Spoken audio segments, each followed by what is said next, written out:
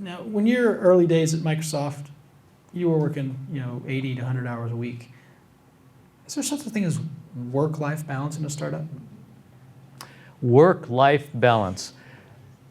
Now, in a startup, I'm not talking about... I know, in a startup.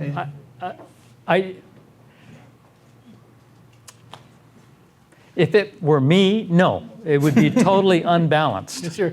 I'm sure it exists. It probably should exist. When I was doing most of this, I was single. I didn't have a care in the world. Is that reality? No. I mean, there are a lot of people in this room that are involved in startups. You have families.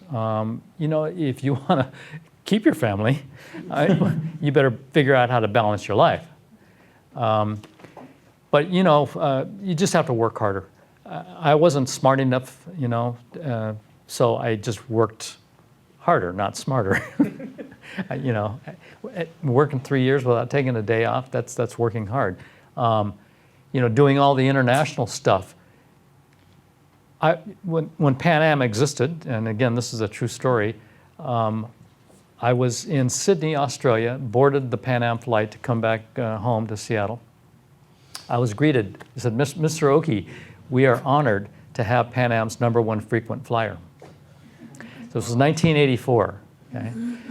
That year, just on Pan Am, and it wasn't the only carrier I was flying, I flew 400,000 miles. Now, Lori, my wife, her father was a captain on Pan Am. That was his job, was to fly, right? He would fly between 200 and 250,000 miles a year.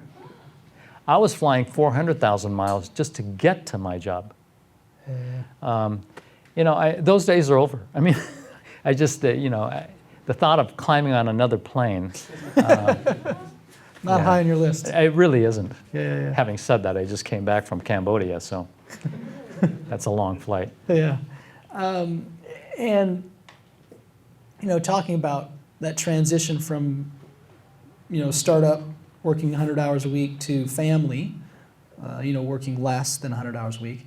Can you give someone some advice that maybe is doing that transition right now? How do you make that transition? I mean, it's not easy because you create a reputation of working 100 hours a week, so you have the reputation and you're known for that. And at some point in time, you can't do it, otherwise your wife says, "Screw you, I'm gone." Right. So how do you make that transition? I don't know. Thanks for that. I don't know because I was never able to make that transition. You just quit. You said, "I'm done." Yeah.